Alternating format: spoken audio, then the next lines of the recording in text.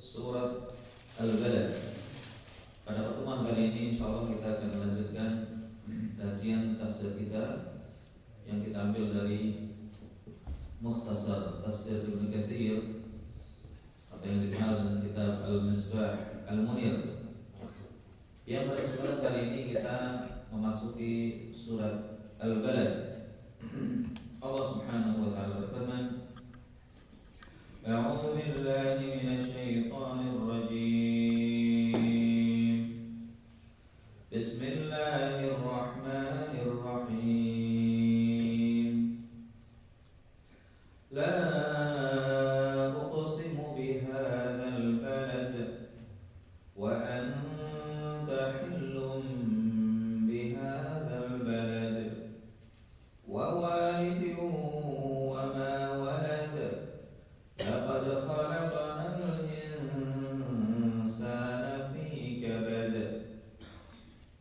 ayahsabu an lan yaqdir alayhi ahad yaqulu ahlaktu malan lubada ayahsabu an lam yarahu ahad alam naj'al lahu 'aynayn wa lisanan wa shafatayn wa hadaynahu najdayn falaqtahama al-'aqabah wa ma adraka mal-'aqabah fakku raqabah aw it'amun fi yawmin dhi masrabah yatiman dha maqrabah aw miskinan dha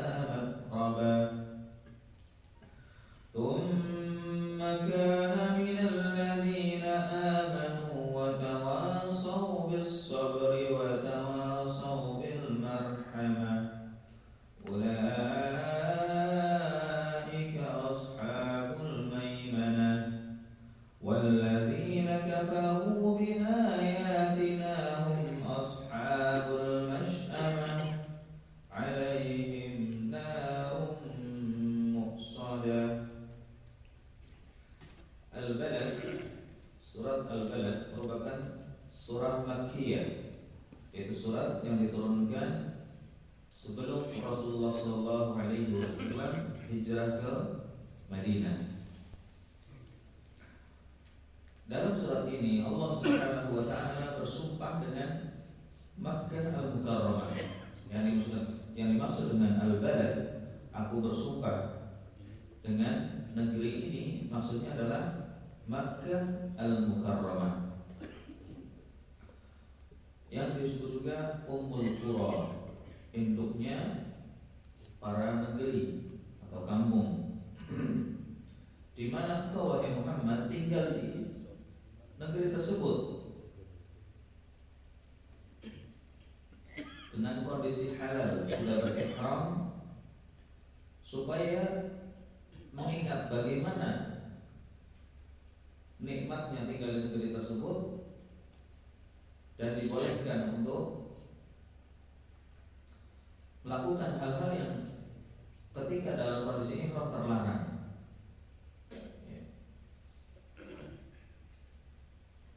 Qala Husayn bin Mujahid, dari Mujahid, la uqsimu bihadzal balad la raddun alaihi. Kata la, tidak, itu adalah bantahan terhadap orang-orang kafir Quraisy. Uqsimu bihadzal balad, aku bersumpah dengan negeri ini. Wa qala Syabib bin Bishr dari Ikrimah dari Ibnu Abbas, la uqsimu bihadzal balad yakni Makkah. Aku bersumpah dengan negeri ini, maksudnya adalah Makkah. Wa anta hillu bihadzal balad, qal anta ya Muhammad yahillu laka an tuqatil bihi. Wa anta hillu bihadzal balad, dan engkau halal dalam negeri tersebut, maksudnya adalah engkau pernah diizinkan untuk berperang di negeri Mekah ini, di mana Mekah itu haram hukumnya untuk berperang di dalamnya. Tanah haram, maknanya disebut tanah haram karena dia tanah yang mulia, tanah yang dilarang untuk melakukan peperangan di dalamnya. Namun Rasulullah pernah dihalalkan untuk berperang, yaitu ketika Fathu Makkah, ketika beliau menaklukkan kota Makkah. Itu Allah membolehkan Rasulullah untuk berperang, dan itu pun hanya sesaat di siang hari. Wa kadza rawa an Sa'id bin Jubair wa Abi Shalih wa Athiyyah wa Dhahhak wa Qatadah wa Suddi wa Ibnu Zaid. Qala Al-Hasan Al-Basri ahallallahu lahu sa'atan min nahar. Allah menghalalkan kepada Rasulullah untuk berperang sejenak saja di siang hari. Dan makna ini disebutkan juga dalam hadis Rasulullah Shallallahu Alaihi Wasallam yang diriwayatkan oleh Imam Bukhari dan Muslim, bahwasanya beliau bersabda, Inna hadzal balada harramahu Allah yawma khalaqas samawati wal ardh. Sesungguhnya negeri Mekah ini diharamkan oleh Allah Subhanahu wa taala, dimuliakan oleh Allah Subhanahu wa taala sejak diciptakannya langit dan bumi. Jadi dari zaman dahulu, dari zaman Nabi Adam alaihissalam sampai akhir zaman, nanti datangnya hari kiamat, Mekah ini tetap menjadi tanah haram, tanah yang tidak boleh dilakukan peperangan di dalamnya, tidak boleh dialirkan darah di dalamnya, kecuali pengaliran darah dengan benar. Seperti ketika misalkan diserang oleh musuh, boleh orang berjihad untuk membela negeri kaum muslimin. Fahuwa haramun bihurmatillahi ila yaumil qiyamah. Maka Mekah ini haram hukumnya untuk mengotorinya, dan dia negeri yang mulia dengan keharaman Allah Subhanahu wa taala, dengan kemuliaan dari Allah Subhanahu wa taala hingga yaumul qiyamah. Di antara keharaman kota ini, la yughadu syajaruhu, pepohonannya tidak boleh dicabut, wala ikhtalla khala, rumput-rumputnya juga tidak boleh dicabut, tidak dipotong atau ditebang pohon-pohonnya, tidak dicabut rumput-rumputnya. Wa innama uhilat liyas sa'atun min nahar, hanya saja dihalalkan untukku sejenak di waktu siang, bukan sepanjang hari, tapi hanya sebentar untuk menaklukkan kota Mekah. Wa qad 'adat hurmatuha al-yawm ka hurmatihi bil ams, ka hurmatiha bil ams, dan pada hari ini keharamannya telah kembali. Jadi sebentar saja dihalalkan untuk berperang, setelah itu balik lagi haram, sebagaimana keharaman hari kemarin. Ala falyuballighu syahid al-ghaibah, ketahuilah, beritahukanlah orang-orang yang hadir di sini. Artinya Rasulullah bersabda kepada para sahabat, hendaknya orang-orang yang menghadiri perkataanku ini, kata Rasulullah, sampaikan kepada orang-orang yang tidak datang, sampaikan kepada orang yang tidak mendengar sabda beliau ini. Dalam riwayat lain disebutkan, fa in ahadun tarakhasa bi qitali Rasulillah, kalau ada seseorang yang menghalalkan untuk memerangi Rasulullah, maka katakanlah kepadanya, innallaha adzina li rasulihi wa lam ya'dzan lakum, Allah hanya mengizinkan untuk Rasulnya Nabi Muhammad SAW dan tidak menghalalkan untuk kalian. Tidak boleh orang memerangi siapapun, termasuk memerangi Rasulullah SAW di kota Mekah tersebut. Itu makna wa anta hillum bihadzal balad, dan engkau pernah dihalalkan untuk berperang dan dikecualikan dari keharaman negeri tersebut. Wa walidu wa ma walad, dan demi bapak dan yang dilahirkan. Walid di sini disebutkan oleh para ulama, maksudnya dalam Nabi Adam alaihissalam. Setelah Allah SWT menyebutkan Makkah sebagai induknya negeri, Allah menyebutkan Nabi Adam sebagai bapaknya manusia, nenek moyangnya manusia. Qala Mujahid wa Shalih wa Qatadah wa Dhahhak wa Sufyan ats-Tsauri wa Sa'id ibn Jubair wa Suddi wa Hasan al-Basri wa Khasih wa Syarbil ibn Sa'ad wa ghairuhum, yakni bil walid atau yubna bil walid Adam. Yang dimaksud bapak adalah Adam, wa ma walad ay waladu, dan keturunannya.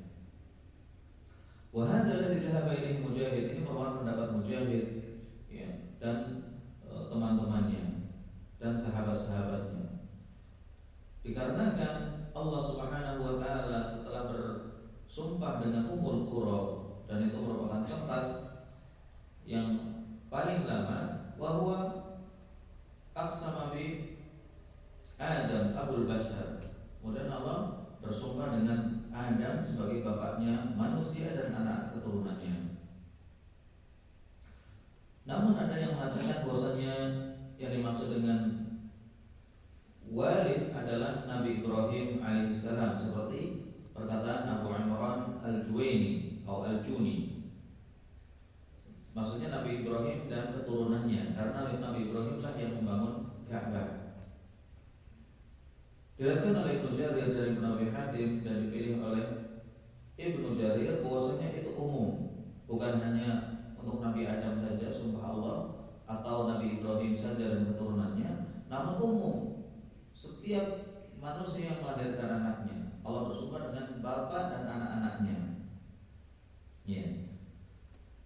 Wa qawluhu ta'ala laqad khalaqnal insana fi kabad. Allah berfirman, sungguh telah kami ciptakan manusia itu fi kabad, dalam kondisi susah payah. Apa makna kabad? Ya. Kabad qala Ibnu Abbas fi syiddati khalqin alam tara ilaihi wa dzikru mawjidihi wa nabati asnani. Tidakkah kau melihat bagaimana proses tahapan-tahapan penciptaan manusia kemudian dia sampai tumbuh gigi-giginya dan menjadi dewasa? Mujahid mengatakan fi kabad nutfatin thumma 'alaqah thumma mudghah yatakabbadu fil qalb. Maksudnya fi kabad adalah dia susah payah berubah dari cairan sperma dan ovum, kemudian menjadi segumpal darah, berubah lagi menjadi segumpal daging, kemudian menjadi bayi kecil, kemudian dia lahir dan tumbuh menjadi dewasa. Itu semua penuh dengan kesusahan dan perjuangan. Iya. Kemudian Mujahid mengatakan ini juga seperti yang disebutkan dalam firman Allah, hamalathu ummuhu kurha wa wada'athu kurha. Ibunya telah mengandungnya dengan susah payah dan melahirkan pun dengan susah payah. Dan juga wa arda'athu karhan wa ma'isyatuhu kur. Dia juga menyusuinya dengan susah payah dan kehidupannya juga dipenuhi dengan kesusahan. Fa huwa yukabidu dzalik. Manusia terus berjuang untuk meniti itu semua, dari mulai lahir, besar, bekerja, dan sampai dia meninggal semuanya dihadapi dengan susah payah. Laqad khalaqnal insana fi kabad. Sungguh telah kami ciptakan manusia dalam kondisi susah payah. Susah payah dalam mencari kehidupan, susah payah dalam membina rumah tangga, susah payah dalam mendidik anak-anak, dan seterusnya. Manusia itu diciptakan dalam kondisi susah payah. Qala Ikrimah fi syiddatin wa qaul, dalam kesusahan dan keberatan. Kemudian Allah berfirman, ayahsabu an la yaqdiru alaihi ahad. Apakah manusia itu mengira bahwasanya tidak ada seorang pun yang akan mampu berkuasa atasnya? Dikatakan oleh Qatadah, Ibnu Adam yadhunnu alla yus'ala an hadzal mal. Manusia mengira, anak Adam mengira bahwasanya dia tidak akan ditanya tentang harta yang dia dapatkan. Min aina kasab wa aina anfaqa. Dikiranya dia tidak akan ditanya dari mana dia dapat harta itu dan kemana dia menafkahkan atau pakai, untuk apa dia pakai harta benda yang dia miliki. Dikiranya dia bebas mencari harta seenaknya, sehingga dengan semua jalan dia tempuh. Ada yang jalan halal, ada yang haram, ada yang dagang, ada yang korupsi, ada yang menipu, ada yang mencuri. Dia pikir nggak akan ditanya nanti di akhirat. Padahal Allah akan tanya, dari mana harta ini kamu peroleh? Wa aina wa fima anfaq. Bukan hanya ditanya dari mana datangnya, namun untuk apa harta ini digunakan. Mungkin dia memperoleh dengan cara yang halal, namun digunakan untuk maksiat, digunakan untuk melakukan kedurhakaan kepada Allah Subhanahu wa taala, untuk mendukung orang-orang yang berbuat jahat, dan seterusnya. Jadi harta bukan hanya ditanya dari mana dia peroleh, namun digunakan untuk apa harta itu. Kebalikannya juga, kalau harta sudah diperoleh dengan cara yang haram, ya tidak ada gunanya sekalipun dia gunakan untuk umroh, untuk haji, untuk sedekah, nggak ada faedahnya. Kenapa? Karena Allah tidak akan menerima harta-harta yang diterima atau diperoleh dengan cara yang haram. Sekalipun digunakan untuk membangun masjid, untuk sedekah, untuk umroh atau haji, nggak ada faedahnya. Kenapa? Karena kalau sesuatu diperoleh dengan cara yang tidak halal, maka tidak mungkin akan diterima oleh Allah Subhanahu wa Ta'ala. Manusia mengira dikiranya dia tidak akan ditanya dari mana hartanya dan untuk apa dia gunakan. Wa qawluhu ta'ala yaqulu ahlaktu malan lubada. Ya. Nah, anak Adam mengatakan, aku telah infakkan harta yang banyak. Yaqulu ahlaktu malan lubada. Aku telah infakkan dan aku nafkahkan harta yang banyak. Mujahid mengatakan dan Qatadah, ayahsabu an lam yarahu ahad, ayahsabu an lam yarahu Allah azza wa jalla, wa kadza qala ghairuhu min as-salaf. Setelah dia mengatakan aku telah menginfakkan dan menghabiskan harta yang banyak, uang yang banyak, ya. Apakah dia mengira bahwasanya Allah tidak melihat apa yang dia lakukan? Ayyubsiru bihima, alam yaj'al lahu 'ainain, bukankah Allah telah jadikan untuknya dua mata yang dia bisa melihat dengan keduanya?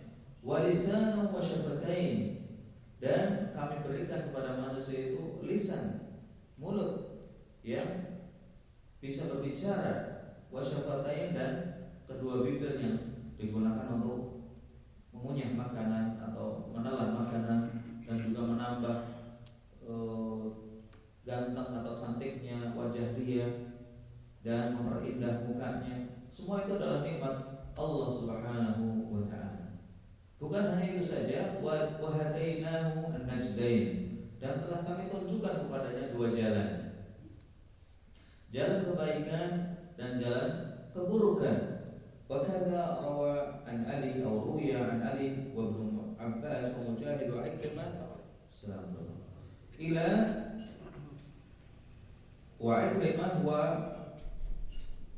Abi Wa'il dan Abu Salih dan Mujahid dan yang lainnya, bahwasanya an-najdain adalah al-khair wasyarr. Kami tunjukkan kepadanya dua jalan, maksudnya adalah jalan kebaikan dan jalan keburukan. Sebagaimana firman Allah Subhanahu wa Ta'ala, inna khalaqnal insana min nutfatin amsyaj. Sungguh kami telah ciptakan manusia itu dari nutfah, air mani yang bercampur. Nabtalihi faja'alnahu sami'an basira. Yang kami akan uji manusia itu setelah lahir ke dunia dan besar, kami uji dia dengan berbagai macam ujian. Apakah dia menjadi orang yang bersabar dan bersyukur, ataukah dia orang yang putus asa dan tidak bersabar. Faja'alnahu sami'an basira, dan kami jadikan dia mendengar dan melihat. Inna hadainahu sabila imma syakira wa imma kafura. Kami tunjukkan kepada manusia itu jalan kebenaran. Apakah dia menjadi orang yang bersyukur, ataukah dia menjadi orang yang kufur pada Allah Subhanahu wa Ta'ala. Kemudian Allah berfirman, falaqtahamal aqabah wa ma adraka mal aqabah. Falaqtahamal aqabah ay afala salaka at-tariq allati fiha an-najah wal khair thumma bayyanaha faqala wa ma adraka mal aqabah fakku raqabah aw it'amun fi yawmin dhi masqabah.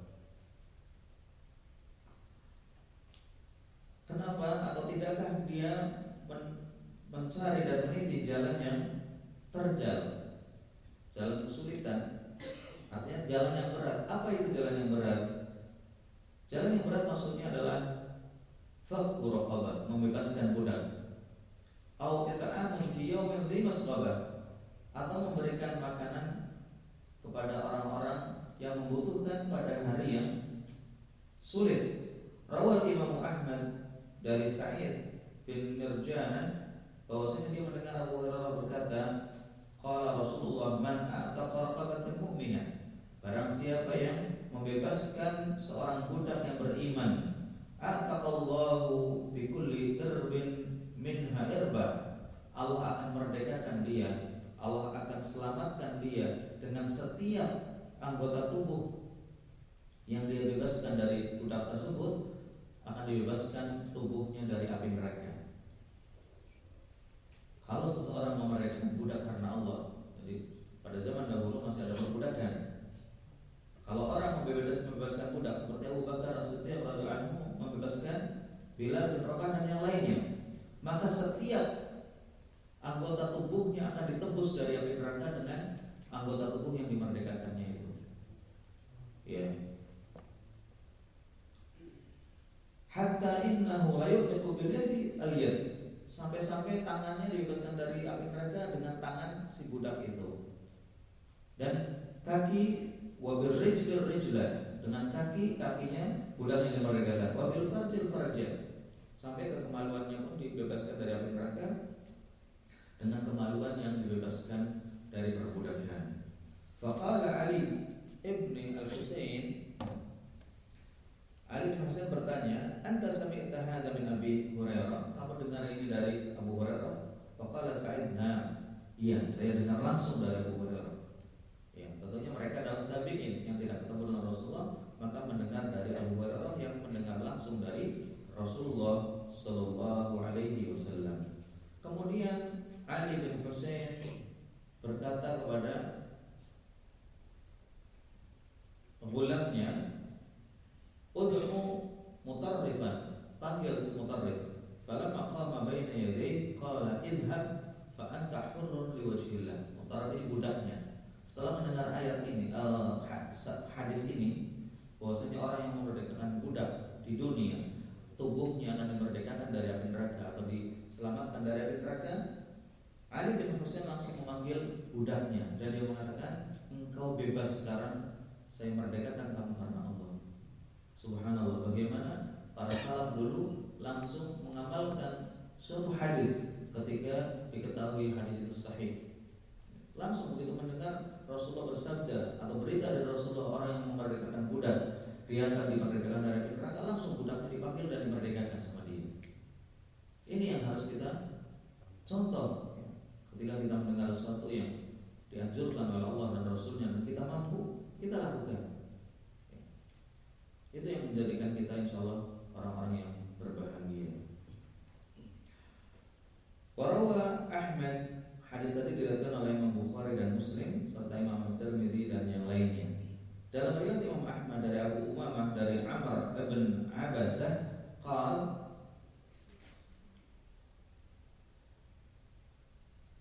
qala as-Sulami, qultu lahu haddatsana haditsan أو حدثنا حديثا سمعته من رسول الله ليس فيه انتقاص ولا وهم. Ceritakan kepada kami apa yang kau dengar dari Rasulullah sallallahu alaihi wasallam dengan hadis yang tidak dikurangi dan tidak ada keraguan di dalamnya. Qal sami'tuhu yaqul man wulida lahu salatu awlatil Islam. Dia berkata, aku mendengar Rasulullah SAW bersabda, barang siapa yang dilahirkan untuknya 3 anak dalam Islam, famatu qabla yablugh, kemudian anak-anak ini mati dalam kondisi belum balik. Kalau ada orang yang punya anak 3, kemudian mereka meninggal semua sebelum balik, ya, apa yang terjadi? Adkhalahullahu al-jannah bi fadli rahmatihi iyahum. Allah akan masukkan orang tua ini ke dalam surga karena kasih sayang Allah kepada anak-anak tadi. Tentunya orang tuanya mukmin dan orang tuanya bersabar. Wa man syaba syaibatan fi sabilillah kanat lahu nuran yaumil qiyamah. Dan barang siapa yang beruban, yang tumbuh ubannya di jalan Allah, ya, imma dia memikirkan tentang Islam, dia berjuang untuk Islam dengan tenaga dan hartanya sampai dia tua dan beruban di jalan Allah, maka apa? Maka uban itu akan menjadi cahaya baginya pada hari kiamat. Wa man rama bisahmin fi sabilillah, dan barang siapa yang melempar panah di jalan Allah. Balagha bihi aladu wa asaba al-akhta, yang panah itu dilempar dan mengenai musuh, imma mengenai dan membunuh mereka atau meleset dari sasarannya. Kana lahu 'atqu raqabah, maka baginya pahalanya seperti orang yang memerdekakan budak. Wa man a'taqa raqabatan mu'minah a'taqallahu bi kulli 'udwin minhu 'udwan min. Karena siapa yang memerdekakan budak karena Allah, Allah akan selamatkan anggota tubuhnya. Dari setiap anggota tubuh itu ditebus dengan anggota tubuh yang telah dimerdekakan dari seorang budak atau dari perbudakan. Wa man anfaqa zawjaini fi sabilillah, barang siapa yang menafkahi pasangan suami istri di jalan Allah, fa inna lil jannati tsamaniyatu abwab, sesungguhnya di surga itu ada 8 pintu. Yudkhilullah min ayyi babin syaa minha, dia dipersilahkan untuk masuk ke surga melalui pintu mana saja dia pilih dari 8 pintu yang dibukakan untuknya, untuk dia bisa masuk ke dalamnya. Ya, hadis ini diriwayatkan dari berbagai macam jalan dan dikatakan hadis ini sanadnya baik dan kuat. Hadis ini sanadnya baik dan kuat. Walillahil hamd. Ya. Itu tentang keutamaan orang yang memerdekakan budak dan orang-orang yang bersabar ketika ditimpa musibah. Au it'amun fi yaumin dhi masghabah, atau dia memberikan makan pada saat orang kelaparan.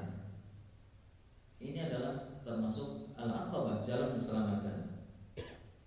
Ai dhi majaa, dhi masghabah ai dhi majaa, yakni kelaparan. Masghabah asyagab huwal ju', syagab itu artinya kelaparan, ju'. Au yatiman dha maqrabah, atau memberi makan kepada orang yatim atau anak yatim, dha maqrabah, yang memiliki hubungan kerabat dengannya. Anak yatim yang punya hubungan kerabat dengan kita, tentunya mereka lebih berhak untuk mendapatkan bantuan kita. Qala Ibnu Abbas dan Ikrimah dan Hasan, sebagaimana yang disebutkan dalam hadis yang diriwayatkan oleh Imam Ahmad dari Salman bin Amir, aku mendengar Rasulullah bersabda, as-sadaqatu 'alal miskin shadaqatun 'ala wa 'ala dhi rahim ithnan shadaqatun wasilah. Ya. Sedekah yang diberikan kepada orang miskin yang dia memiliki hubungan dengan kita, kerabat, ada keponakan kita, ada sepupu kita, ada bibi kita, ada pokoknya orang-orang yang dekat dengan kita. Ketika kita bersedekah kepada mereka, itu mendapatkan 2 keutamaan. Yang pertama, keutamaan kita bersedekah. Yang kedua, keutamaan kita menyambung silaturahmi dengan dia. Jadi jangan milih orang-orang yang jauh dari kita untuk disedekahi, sementara yang dekat dari kita sangat membutuhkan. Saudara kita, sepupu kita, paman kita, bibi kita dililit hutang, dia yang paling berhak untuk kita bantu sebelum kita bantu orang lain, karena kita akan mendapatkan dua pahala. Shadaqatun wasilah, sedekah dan menyambung silaturahim. Hadis ini datang oleh Imam Ahmad, Imam At-Tirmidzi dan An-Nasa'i, dan sanad hadis ini sahih. Au miskinan dza matrabah, ai faqiran mudqi'an lasiqan bit-turab, atau kita memberikan sedekah kepada orang miskin dza matrabah yang sangat papar, sangat kesulitan. Ai faqiran mudqi'an, orang yang sangat miskin, lasiqan bit-turab, yang diibaratkan dia menempel ke tanah tidurnya, tidak beralaskan apa-apa. Qala Ibnu Abbas, dza matrabah huwa al-matruh fi at-tariq alladhi la baita lahu wa la syai'a yaqihi min at-turab. Al-matrabah yang berdebu maksudnya adalah orang yang tidak punya tempat tinggal, dia tidurnya di lantai, di tanah. Tsumma kana min alladziina amanu aw yatiman dza maqrabah aw miskinan dza matrabah.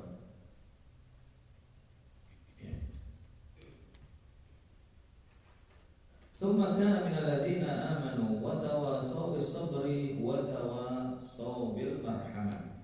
Tsumma kana min alladziina amanu, Summa huwa ma'a hadhihi al-awsaf al-jamilah at-tahirah mu'minun biqalbihi muhtasibun thawab dhalik inda Allah azza wa jalla kama fi qawlihi wa man arada al-akhirata wa sa'a laha sa'yaha wa huwa mu'minun fa ulaika kana sa'yuhum mashkura. Summa kana min alladziina amanu. Kemudian dia termasuk orang-orang yang beriman. Jadi dia bersedekah, dia menyambung silaturahim, dia juga termasuk orang-orang yang beriman.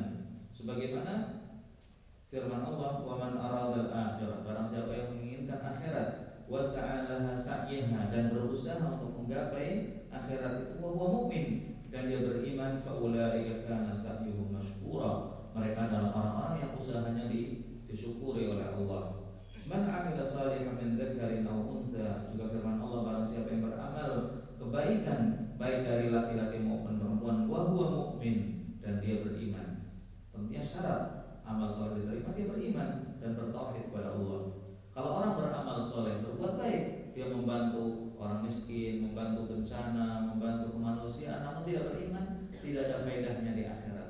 Di dunia dia disanjung, diliput oleh media, dia mungkin dikasih rezeki yang bertambah atau dilapangkan rezekinya oleh Allah Subhanahu wa taala. Karena Allah Maha Adil.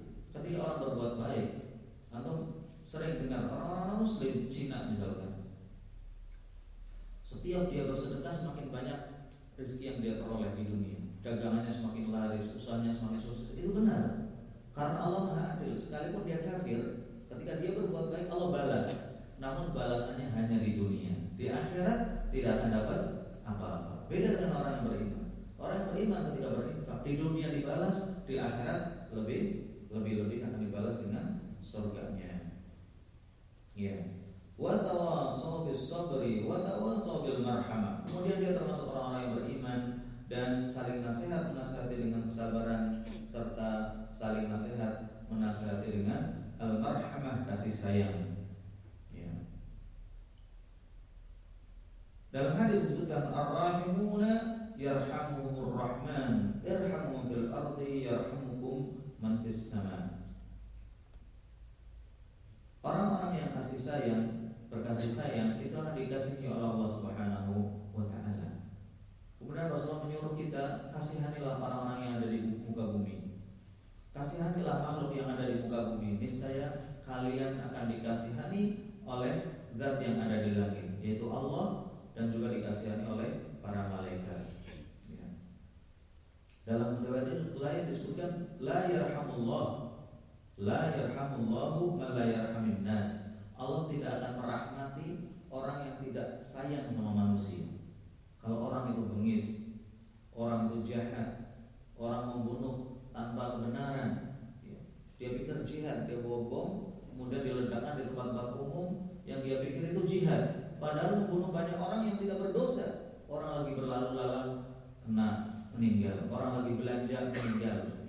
Mungkin orang yang sedang bertugas dan dia muslim, kalau dia orang kafir mungkin bisa dimaklumi. Sekalipun itu juga nggak boleh, karena kalau orang kafir masuk ke negara Islam dengan perjanjian, itu orang dhimmi namanya, dan darahnya terjaga dalam Islam.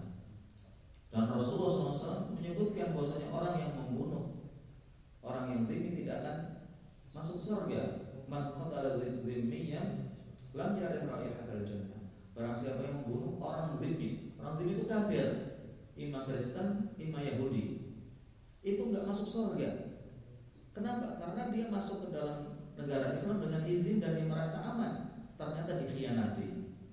Apalagi dibunuh orang Islam, sekalipun dia dosa, mungkin dia salah, mereka anggap sebagai taghut, dianggap sebagai orang yang menjadi antek bara dan seterusnya. Tapi dia muslim, tentunya orang Islam jelas kedudukannya di atas orang dhimmi. Kalau orang kafir seperti Kristen dan Yahudi yang dilindungi dalam di negara Islam, dilarang kita sakiti, dilarang kita bunuh, apalagi orang Islam. Ya, biarpun bagaimana, namanya muslim jelas lebih utama, dia menyembah Allah, sekalipun ada kemaksiatannya, sekalipun ada dosanya. Yang seperti ini dianggap jihad, yang seperti ini dianggap adalah menegakkan agama Allah. Itu bukan menegakkan agama Allah, itu merobohkan pilar-pilar Islam, sehingga Islam jadi jelek di mata dunia. Lihat itu, orang Islam kerjanya ngebom, lihat orang Islam kerjanya menghancurkan milik umum dan seterusnya dan seterusnya. Kenapa Rasulullah SAW bersabda man adza dzamiyan faqad adzani? Barang siapa yang menyakiti orang lain telah menyakiti aku. Rasulullah merasa tersakiti karena beliau dikhianati. Orang sudah percaya sama beliau, orang datang dengan merasa aman, ternyata setelah masuk negara Islam disakiti. Berarti dia membuat malu negara Islam dan pemimpinnya. Oleh karena itu masalah seperti ini harus dicermati. Jangan mudah terprovokasi, jangan terpengaruhi dengan doktrin-doktrin yang tidak benar.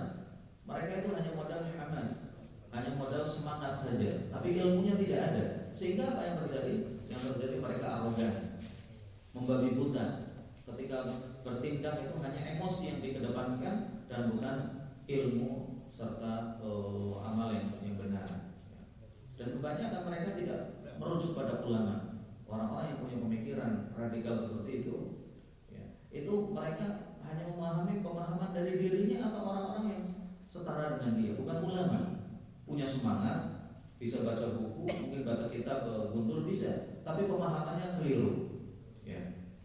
Seperti orang-orang Khawarij yang keluar pada zaman Ali bin Abi Thalib, mereka membunuh para sahabat dan mengkafirkan para sahabat.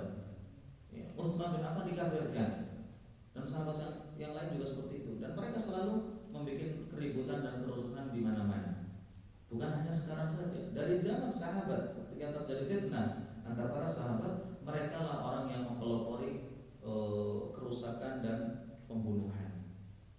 Dan itu terus diwariskan ke anak cucu mereka, termasuk ya, kelompok-kelompok yang muncul seperti ISIS ya, atau Daesh dalam istilah bahasa Arabnya, yang mereka meyakini akan mendirikan negara Islam di Irak dan Syam, dan juga pengikutnya di mana-mana, termasuk di Indonesia sudah banyak pengikutnya. Pemikirannya sama, mereka semua adalah Khawarij, cuman sektenya berbeda-beda. Ada yang Al-Qaeda, ada yang ISIS, ada yang NII, ada yang lainnya. Namun semuanya usulnya, inti keyakinannya adalah keturunan Khawarij. Orang-orang yang dikatakan oleh Rasulullah SAW yaqra'una al-Quran, mereka ahli baca Quran, suaranya bagus, mungkin hafal Quran, tajwidnya juga bagus. Namun apa? Kata Rasulullah, la yujawizu taraqihim. Namun Quran tidak bisa melewati tenggorokan mereka. Di mulut aja bagus, tapi nggak masuk ke hati. Tenggorokannya aja nggak bisa dilewati sama Quran. Kata Rasulullah apa? Yamruquna minad-din kama yamruqus sahmu minal ramiyyin. Mereka keluar dari agama Islam. Tampaknya masya Allah pakai sorban, pakai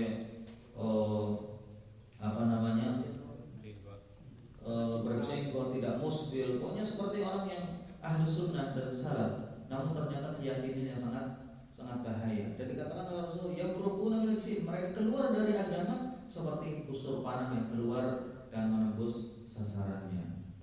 Iya. Mereka menghalalkan darah kaum muslimin. Iya. Mungkin mereka ahli sholat malam, ahli puasa Daud atau Senin Kemis. Puasanya tidak berhenti, tahajudnya nggak berhenti, sampai Rasul bersabda, ya, tahtiruna salatakum ila salatihim wa siyamukum ila siyamihim. Kalian para sahabatku merasa kerdil di hadapan mereka. Salat kalian nggak ada apa-apanya dibanding salat mereka. Puasa kalian nggak ada apa-apanya dibanding puasa mereka. Mereka ahli salat, tahajud, ahli puasa. Namun karena keyakinan yang sesat, mereka keluar dari agama Islam seperti busur panah yang melesat dan mengenai sasarannya. Subhanallah. Jadi kesolehan seorang tidak menjamin dia itu orang benar. Kelihatannya soleh, namun karena keyakinan yang keliru, dikatakan oleh Rasul keluar dari agama Islam seperti panah yang keluar dari busurnya dan menembus sasarannya. Jadi bahaya. Dan perlu kita ingatkan keluarga kita, anak-anak kita, saudara kita, jangan sampai mereka terbawa oleh pemikiran-pemikiran seperti itu. Itu menjelekkan sum'ah kaum muslimin dan sum'ah agama Islam. La yarhamullah man la yarhamun nas. Tidak akan dikasihi oleh Allah orang yang tidak sayang kepada manusia. Wa qala Daud dari Abdullah bin Amr meriwayatkan man lam yarham saghirana wa ya'rif haqqa kabirana falaysa minna. Kata Rasulullah, barang siapa yang tidak mengasihi anak kecil di antara kita, yang lebih kecil dan muda di antara kita, dan tidak mengetahui sopan santun hak orang yang lebih besar, orang yang lebih tua darinya, kami falaisa minna, dia bukan kelompok kami, kata Rasulullah. Subhanallah. Islam itu sangat menghargai harga diri seseorang. Jadi jangan mentang-mentang udah tahu agama, sudah tahu pintar, udah ngaji, sama orang tua nggak ada sopan santunnya, sama anak kecil kasar dan tidak sayang. Ini kata Rasulullah, itu bukan termasuk kami. Sekalipun dia merasa dirinya ahlus sunnah, sekalipun dia merasa dirinya orang yang bertauhid dan seterusnya, kata Rasulullah, bukan termasuk kami. Karena kami tidak seperti itu. Rasulullah itu sangat sayang sama anak kecil dan hormat sama orang yang lebih tua. Ulaika ashabul maimanah, mereka adalah orang-orang yang menjadi golongan kanan. Walladzina kafaru bi ayatina hum ashabul mash'amah. Adapun orang-orang yang kafir terhadap ayat-ayat kami, mereka adalah orang-orang yang mash'amah, yaitu kelompok kiri. Kalau tadi orang-orang baik tadi kelompok kanan dan kelompok surga, ini kelompok kiri. Alaihim narum muqsadah, mereka nanti akan dimasukkan ke dalam neraka muqsadah. Apa muqsadah? Ai mutabbaq alaihim atau mutabbaq alaihim fala mahida lahum anha wala khuruja lahum minha. Mereka dimasukkan ke neraka yang ditutup, muqsadah ditutup, mereka tidak bisa keluar darinya dan tidak bisa lepas darinya. Muqsadah ai mutbaqah. Wa qala bahaq muqsadah hita la babalahu. Muqsadah neraka yang tidak ada pintunya, sudah dimasukkan sudah tidak bisa keluar. Nauzubillah min dzalik. Nasallallahu alaihi wal afiyah. Kita mohon kepada Allah Subhanahu wa taala keselamatan dari siksaan api neraka, dan mudah-mudahan kita digolongkan menjadi ashabu al-maimanah, kelompok kanan yang diselamatkan oleh Allah Subhanahu wa taala. Amin ya rabbal alamin. Sallallahu ala nabiyyina Muhammad wa ala alihi wa sahbihi ajma'in. Kata yang dibebaskan budak itu seorang kafir, itu termasuk juga dalam surat tadi. Iya, memang tidak disyaratkan zahirnya, Allah tidak disyaratkan budak itu mukmin. Ya. Namun kalau budak yang mukmin tentunya lebih berhak untuk itu dibebaskan. Wallah, seperti kita sedekah, boleh sedekah sama orang kafir atau non muslim, ya kalau mereka membutuhkan ya boleh. Orang anjing aja ketika dikasih sedekah, orangnya masuk surga. Zahirnya seperti itu. Wallah. Namun tentunya yang mukmin lebih berhak, tidak boleh. Nah, betul. Kalau menurut saya yang sana itu ya dengar waktu tentang seorang budak perempuan yang ditanya oleh Rasulullah SAW. Innaha mu'minah. Iya. Aina Allah, Allah bersama. Iya. Langsung suruh dibebaskan. Iya, itu dibebaskan karena dia beriman. Dibebaskan artinya kalau beriman berhak untuk dibebaskan, lebih berhak untuk dibebaskan. Sekalipun budak kafir pun boleh dibebaskan, ya. Karena itu kebaikan yang diberikan pada orang lain. Benar, ketika dia mukmin lebih berhak untuk dibebaskan dia karena dia mukmin. Seandainya kafir bagaimana? Nggak perlu dibebaskan, nggak apa-apa. Tapi kalau orang membebaskan budak kafir, apakah nggak dapat pahala? Dapat, tetap dapat pahala. Namun kalau dalam kafarah ada yang mensyaratkan raqabatin mukminah dalam kafaratul yamin atau kafarat seperti jima di siang hari Ramadan, itu disyaratkan yang dibebaskan adalah budak yang beriman. Nah, namun apakah kalau budaknya kafir dibebaskan kita nggak dapat pahala? Zahirnya tetap dapat pahala. Nah, wallahu a'lam. Nah, betul. Realisasi apa sebagai contoh untuk pembebasan budak ini di zaman sekarang? Iya, zaman sekarang tentunya kita nggak dengar ada perbudakan. Katanya ada di Afrika, di Mauritania. Tapi itu pun menurut informasi budak-budak itu sudah dibebaskan sama pemiliknya. Status dia budak, si fulan budaknya keluarga ini. Namun dia sudah nggak kerja untuk majikannya lagi. Dia sudah bebas kerja sendiri untuk dirinya. Tapi status dia budak. Nah, kalau memang masih ada seperti itu, maka boleh ketika ada orang yang melanggar sumpah misalkan, atau orang yang jima di siang hari Ramadan dengan sengaja, itu boleh dibeli budak itu sehingga statusnya berubah menjadi orang merdeka. Yang saya ingin